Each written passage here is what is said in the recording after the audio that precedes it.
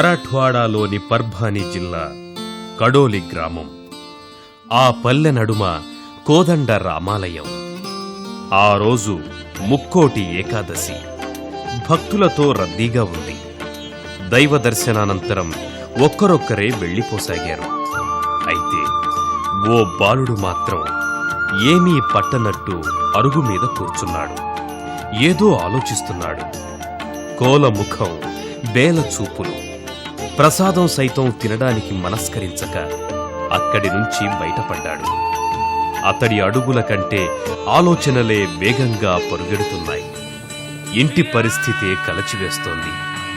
ఏళ్ల తరబడి పంటలు లేక చితికిన వ్యవసాయం, అప్పుల వాళ్ల అవమానాలు తాళలేక ఆత్మహత్య చేసుకున్న తల్లి, దిగులుతో గతించిన తండ్రి. ఏం చెయ్యాలి? ఎవరికోసం బతకాలి? అతడిలో తీవ్ర వైరాగ్యం, మరెంతో నైరాస్యం. సరిగ్గా ఆ సమయంలోనే ఓ మహనీయుని బోధనలు ఆ బాలునిలో విశాల హితానికి బీజం వేశాయి. సేవాతత్వాన్ని, సామాజిక చింతనను అంకురింపచేశాయి. అతడి పిలుపుతో ఆ బాలుడు స్వపరివారాన్ని వదిలాడు. పరోపకార చింతనతో సకల జన శ్రేయానికి సంఘ్ పరివార్ వైపు నడిచాడు. ఆజన్మ బ్రహ్మచారిగా మిగిలాడు. ఉత్తరాదిన రాష్ట్రీయ స్వయం సేవక సంఘాన్ని పటిష్టం చేశాడు. బాలల బుద్ధి వికాసానికి విజ్ఞాన, సౌశీల్య, సంస్కార స్పర్శతో సరస్వతీ శిశుమందిర్ వ్యవస్థను నెలకొల్పాడు. మరోవైపు గాడి తప్పిన రాజకీయ వ్యవస్థ గతి మార్చాడు. నియంతృత్వ శక్తులకు సింహస్వప్నంగా నిలిచాడు. సంపూర్ణ విప్లవ సారథి జయప్రకాష్కు రథిగా వ్యవహరించాడు. భిన్న ధృవాలైన విపక్షాలను ఏకతాటిపై నడిపాడు. ఢిల్లీ పీఠంపై తొలి కాంగ్రెసేతర ప్రభుత్వ ఏర్పాటుకు చక్రం తిప్పాడు. అనంతర కాలంలో గ్రామీణ పేదల శ్రేయస్సుకే జీవితాన్ని వెచ్చించాడు. అతడే నానాజీ దేశ్ముఖ్.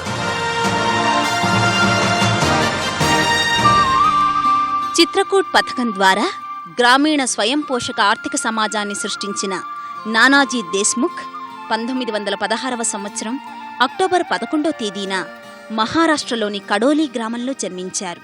తల్లి రాజాబాయ్, తండ్రి అమృతరావ్ దేశ్ముఖ్. స్ఫూర్తిదాత పండిట్ దీన్ దయాళ్ ఉపాధ్యాయ. నానాజీ నమ్మిన జీవన సూత్రం అట్టడుగు ప్రజల శ్రేయస్సుకు కృషి చేయటం. మహారాష్ట్రలోని పర్భానీ జిల్లాలో కడోలి ఓ చిన్న గ్రామం. ఆ పల్లెలో అమృతరావ్ దేశ్ముఖ్ ఓ సన్నకారు రైతు.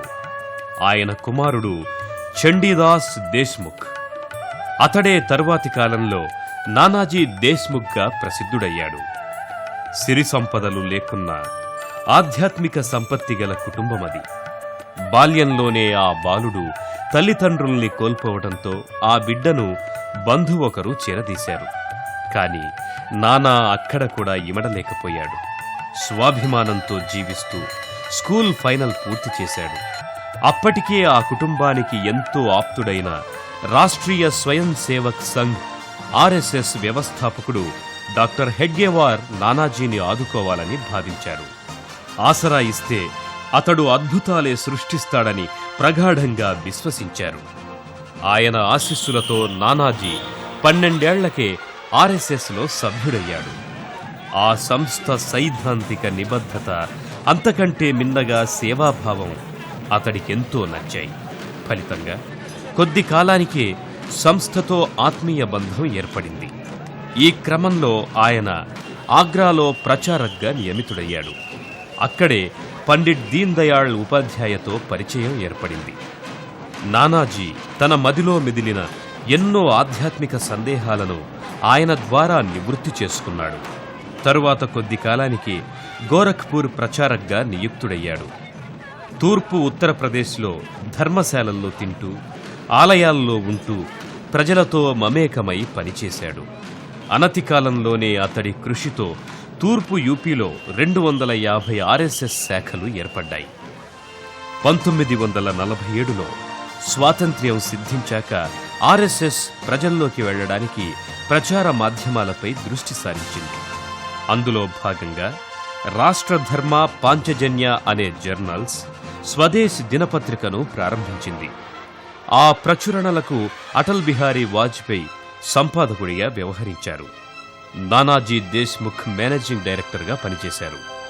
ఆ సమయంలోనే మతోన్మాద భావాలతో నాథూరాం గాడ్సే మహాత్ముణ్ణి కాల్చి చంపాడు. ఫలితంగా నెహ్రూ ప్రభుత్వం ఆర్ఎస్ఎస్ పై నిషేధం విధించింది. దీంతో నానాజీ అజ్ఞాతంగానే సంస్థ కార్యకలాపాలు నిర్వహించాడు. ఆ సమయంలోనే హిందుత్వ జీవనశైలి అలవర్చడానికి మనదైన విద్యా విధానం అవశ్యమని నానాజీ గ్రహించారు. అందుకు బాల్యంలోనే చిన్నారుల మనసులో బీజాలు వేయాలని నిశ్చయించుకున్నాడు. ఫలితంగా గోరఖ్పూర్లో 1950లో సరస్వతీ శిశుమందిర్ వ్యవస్థకు అంకురార్పణ చేశాడు. స్వల్పకాలంలోనే ఆ చదువులు ప్రజల ఆదరణను చూరగొన్నాయి. నేడు దేశంలో దాదాపు 14,000 సరస్వతీ శిశుమందిర్లు పనిచేస్తూ దేశీయ విలువలకు పెద్దపీట వేసే చదువులను చిన్నారులకు అందిస్తున్నాయి.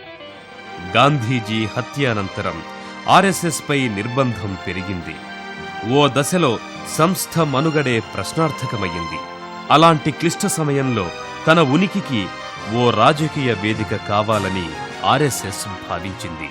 ఫలితంగా 1952లో భారతీయ జనసంఘ్ ఏర్పడింది. నానాజీ జనసంఘ్ ఉత్తరప్రదేశ్ విభాగానికి కార్యదర్శిగా నియమితుడయ్యారు. బాల్యంలో పిల్లలతో కలిసి ఆటపాటల్లో పాల్గొన్నాను. 12 ఏళ్ల ప్రాయంలోనే నేను ఆర్ఎస్ఎస్లో చేరాను. తరువాత జనసంఘ్ ప్రారంభించిన వాళ్లలో నేనొకడిని. అటల్ బిహార్ వాజ్పేయి తరువాత వచ్చి జనసంఘ్లో కలిశారు. నేను మాత్రం పార్లమెంటుకు గాని శాసనసభకు గాని వెళ్లవద్దని నిర్ణయించుకున్నాను. కొత్త బాధ్యతల నిర్వహణలో పూర్వాశ్రమ అనుభవం అతడికెంతో ఉపకరించింది. అప్పటికే చీలికలు పేలికలైన విపక్షాలను ఒక్కతాటిపై తెస్తే యూపీలో కాంగ్రెస్ ఏకపక్ష పాలనకు తెరదించవచ్చని భావించారు. అందుకనుగుణంగా సోషలిస్టు పార్టీ నేత రామ్ మనోహర్ లోహియాతో మైత్రి నెరిపారు. కాకలు తీరిన కాంగ్రెస్ నేత బలమైన జాట్ వర్గానికి చెందిన చౌదరి చరణ్ సింగ్తోనూ పొత్తు కలిపారు. 1967 యూపీ అసెంబ్లీ ఎన్నికల్లో ఈ కొత్త కూటమి విజయదుందుభి మోగించింది. చరణ్ సింగ్ ముఖ్యమంత్రి అయ్యారు. ఆ స్ఫూర్తితో ఢిల్లీలోనూ కాంగ్రెసేతర ప్రభుత్వాన్ని గద్దెనెక్కించాలన్న ఆలోచన విపక్ష నేతల్లో కలిగింది. అప్పటికి పరిస్థితులు పరిపక్వం కాలేదు. 1968లో జనసంఘ్ నేత దీనదయాళ్జీ మృతి చెందడంతో ఆయన స్మృతికి నివాళిగా ఆ ఏడాది నానాజీ దీన్ దయాళ్ రీసెర్చ్ ఇన్స్టిట్యూటును ఢిల్లీలో ఏర్పాటు చేశారు.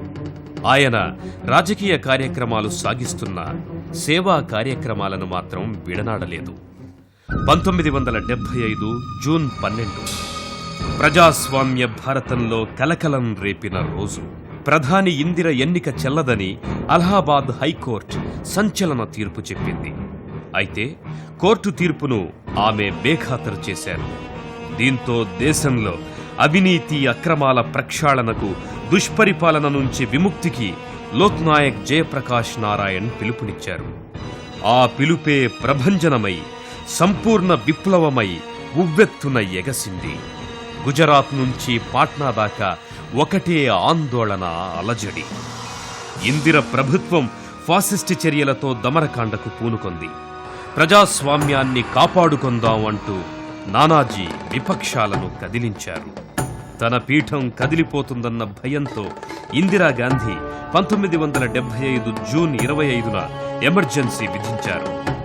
ప్రజాతంత్ర హక్కులపై ఉక్కుపాదం మోపి చీకటి రాజ్యానికి తెరతీశారు.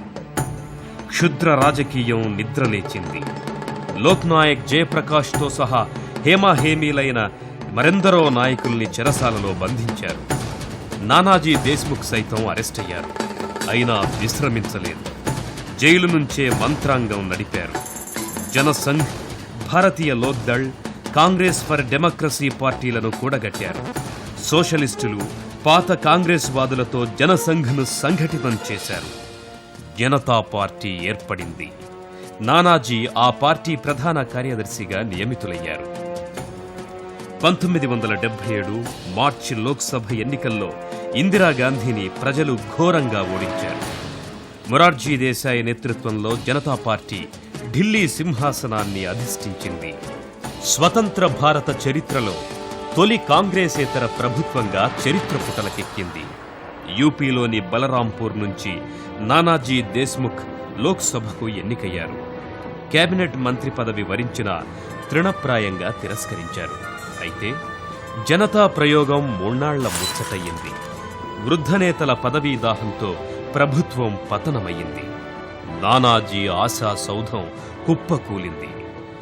ఓనాడు చంబల్లోయ బందిపోట్లలోనే ఆయన పరివర్తన తెచ్చారు. కానీ రాజకీయ ప్రమథగణాల్లో మార్పులు తేలేకపోయారు. ఆఖరికి రాజకీయాలపైనే ఏహ్యభావంతో ఆ రంగం నుంచే నిష్క్రమించారు.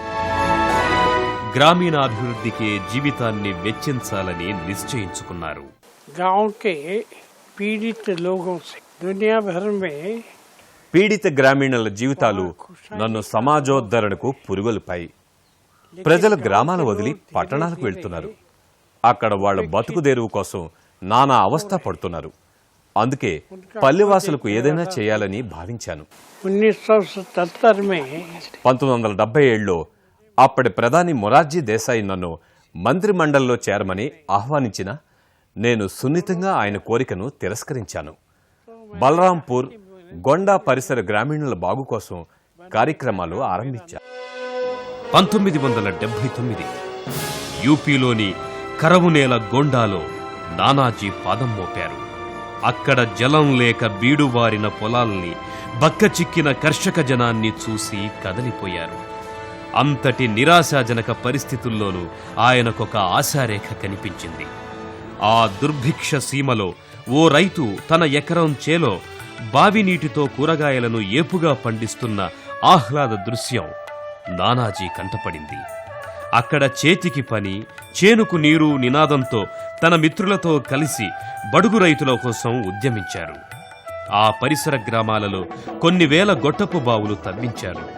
క్షామపీడిత నేలను సస్యశ్యామలం చేశారు. ఫలితంగా అక్కడ కరవు వలసలు ఆగిపోయాయి. జీవితాలు ఒడ్డున పడ్డాయి. నిండు మనసుతో పనిచేస్తే గ్రామసీమల రూపురేఖల్నే మార్చవచ్చని గోండా ప్రయోగంతో ఆయన గ్రహించారు. గ్రామ వికాసానికి ఓ గ్రామీణ విశ్వవిద్యాలయాన్ని స్థాపించాలన్న ఆలోచన ఆయనలో అప్పుడే అంకురించింది. గోండాలో పరిస్థితిని చక్కదిద్దాక ఇక అక్కడ తన అవసరం లేదని భావించాడు.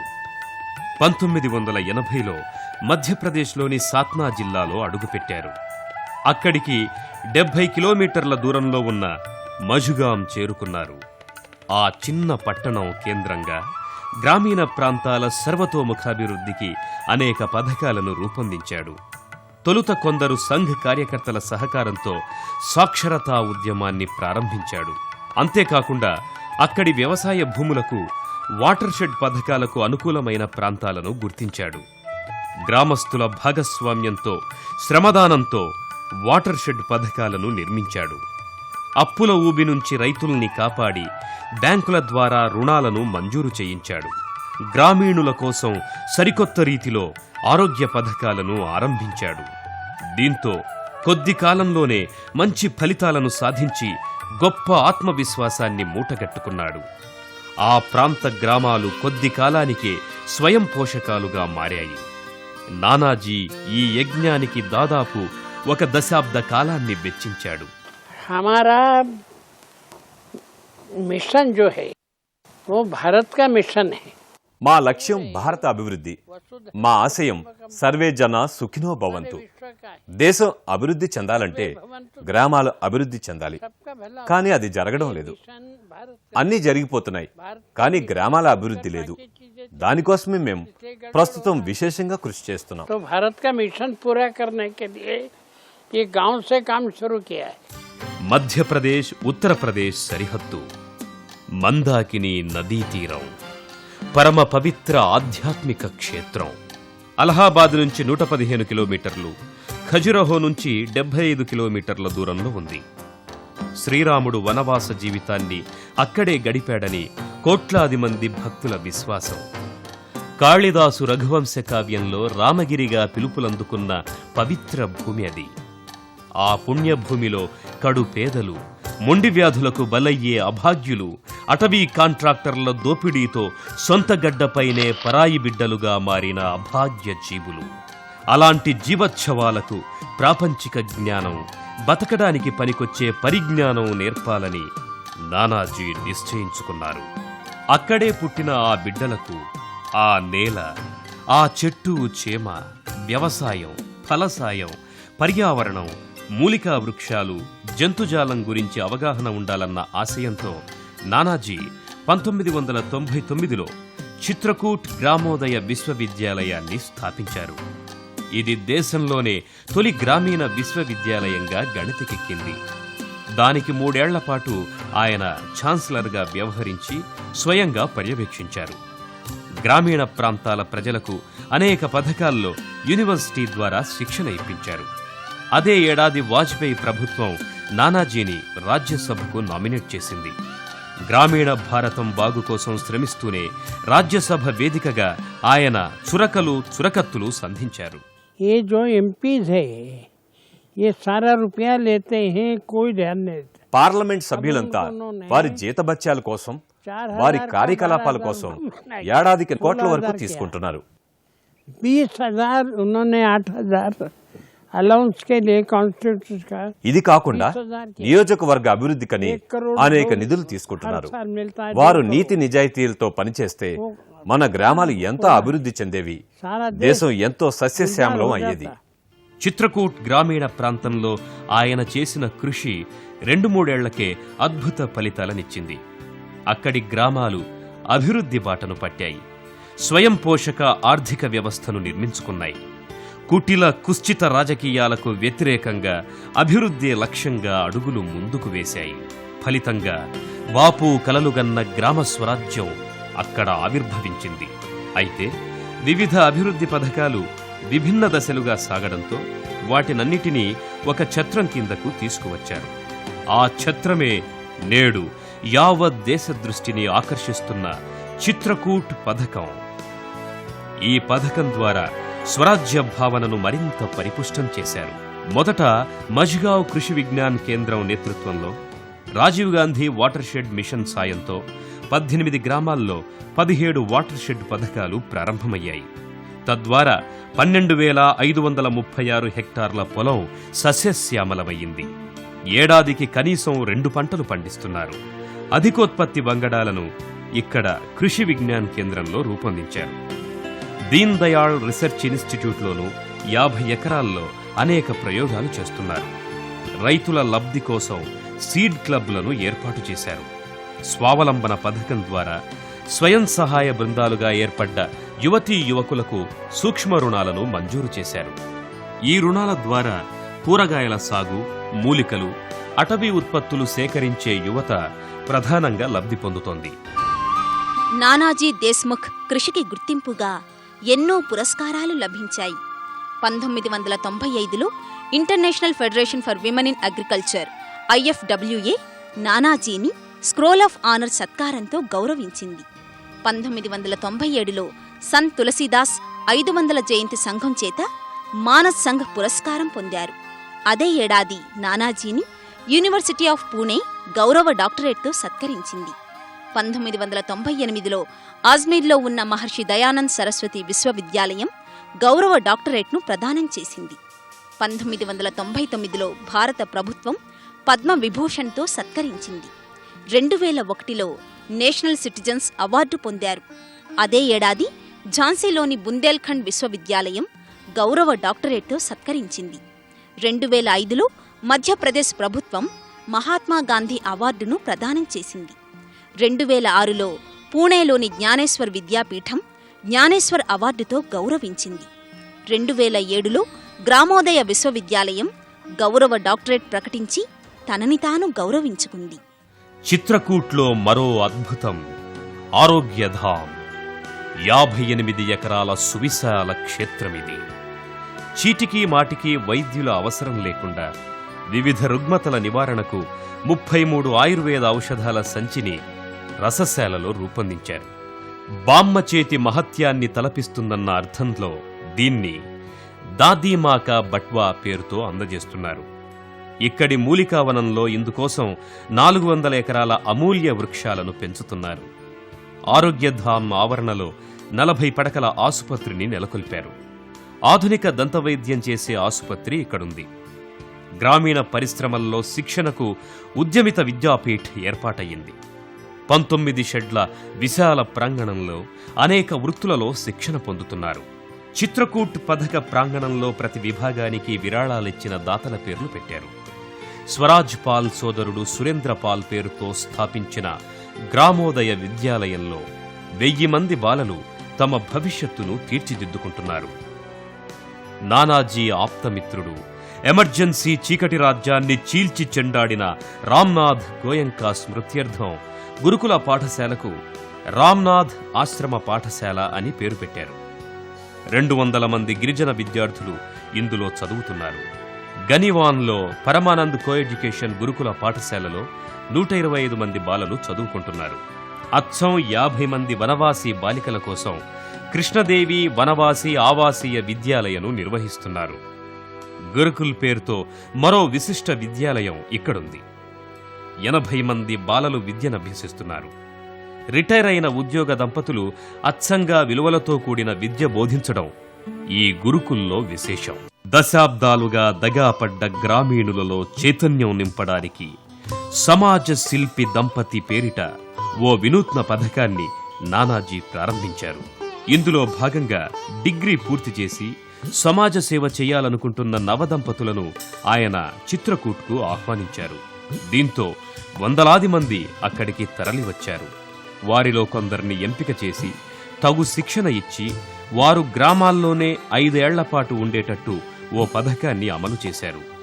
వారు గ్రామీణ ప్రజలను దళారుల నుంచి కాపాడటం, స్కూళ్లల్లో డ్రాపౌట్ల నిరోధం, న్యాయ వివాదాలు పరిష్కరించడం, పరిసరాల పరిశుభ్రత, ఆరోగ్య సంరక్షణ మొదలైన అంశాలపై స్థానిక ప్రజలకు అవగాహనను కలిగిస్తున్నారు.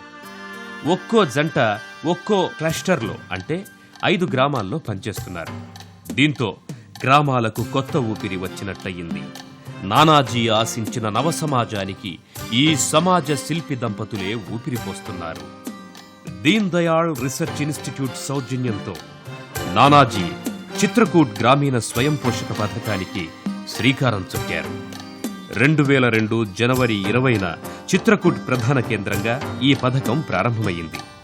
పట్టణానికి 50 కిలోమీటర్ల పరిధిలోని 80 గ్రామాల్లో దీన్ని ప్రయోగాత్మకంగా అమలు చేశారు. 2010 కల్లా 500 గ్రామాల్లో 5 లక్షల మందికి ప్రయోజనం చేకూర్చడం లక్ష్యంగా పెట్టుకున్నారు. సంప్రదాయ వనరులు కాపాడుకోవటం, వ్యవసాయేతర రంగాలలో కొత్త వనరులు సృష్టించడం ప్రధాన ధ్యేయంగా ఈ పథకం అమలవుతోంది. నానాజీ దేశ్ముఖ్ దేశానికి అందించిన మరో కానుక రామ్ దర్శన్. చిత్రకూట్లో రాముని జీవిత ఘట్టాలను తెలిపే అపురూప చిత్రాలు, ప్రతిమలు రామ్ దర్శన్లో చూడవచ్చు. నైతిక విలువలు పాటించి ప్రతి ఒక్కరూ రాముని బాటన నడిస్తే రామరాజ్యం సిద్ధిస్తుందన్నది నానాజీ ప్రగాఢ విశ్వాసం. అఖిలాండకోటి బ్రహ్మాండ నాయక ఆదిమధ్యాంతరహిత అవాంగ్మానసగోచర కారాయ తస్మై నమః. శ్రీరామ రామ రామేతి శ్రీరామ రామ రామేతి రమే రామే మనోరమే రమే రామే మనోరమే. హిందూ ముస్లింల కలహాల కుంపట్లు రాజకీయ నాయకుల సృష్టినని ఆయన నిశ్చితాభిప్రాయం. ఎవరి ధర్మం వారు నిర్వహిస్తే రాజ్యాల మధ్య అగ్ని ఆజ్యాలుండవంటారు. అయోధ్యకాండ కాదు, సయోధ్యకాండ కావాలి. మనసే మందిరమైతే మారణహోమాలుండవని నానాజీ నిక్కచ్చిగా చెబుతారు. చిత్రకూట్కు వచ్చే భక్తులు రామ్ దర్శన్ తర్వాత నిష్కామయోగి నానాజీని దర్శించుకుంటారు. సియారాం కుటీర్లో ఆ శ్వేతాంబరధారికి భక్తితో సాష్టాంగపడతారు.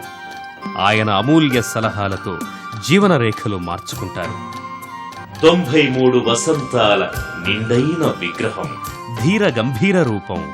అతని ఆదర్శానికి ఆరంభమే కాని అంతం లేదు. గ్రామీణ స్వయం పోషక ఆర్థిక సమాజం కోసమే ఆయన పరితపిస్తున్నారు. గ్రామీణ భారతంలో మరో జగతిని సృష్టిస్తున్నారు. గ్రామరాజ్యం నుంచే రామరాజ్యం సిద్ధిస్తుందని నమ్ముతున్నారు.